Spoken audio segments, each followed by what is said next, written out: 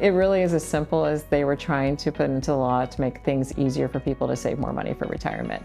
Expanding some of the provisions on the 401k plan so they have more opportunities to save. It's as simple as that. So what are a few key provisions for participants? First, I'm going to talk about for some older participants, and then I'll touch on some that might be helpful for the younger participants. So they're going to change the catch-up contribution. So right now, if you are 50 or older, you can make a contribution to your plan that's called a catch-up. So if, for example, the maximum contribution for 2023 was $22,500 that everybody could defer.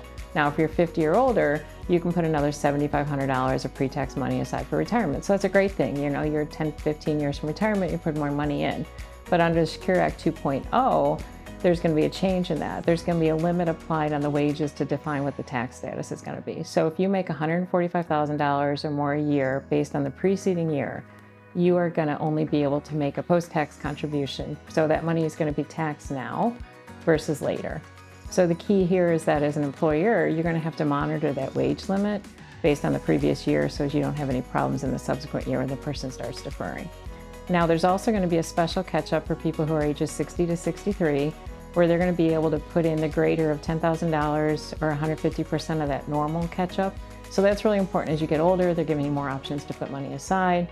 Now, if you have a younger population and they're just getting out of college, they're going to allow you to match based on students' qualified student loan repayments for their debt.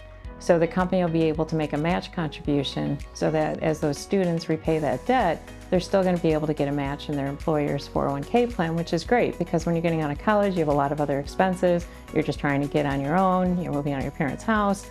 So that'll be a great opportunity for them. Now, that is an optional provision.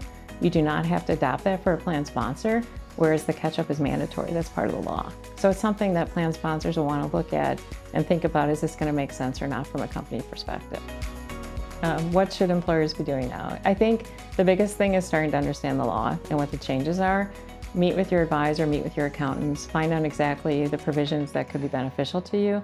Look at your employee demographics. Is your workforce younger, older? Is it a mix? Ask your employees what type of benefits they would like to have. I mean, that's looking towards talent retention, which we're all trying really hard these days to make happen. So put out those surveys, talk with your advisors, find out what's going to change and the timing. Not everything happens in 1 year. It's spread out over a couple of years. So you really need to stay on top of this to make sure you're adopting the right provisions and handling it the appropriate way. If you have any questions, reach out to your Meaden Moore representative, reach out to me. We'd be happy to walk you through the provisions and talk through what might be options for you to improve your retirement plan.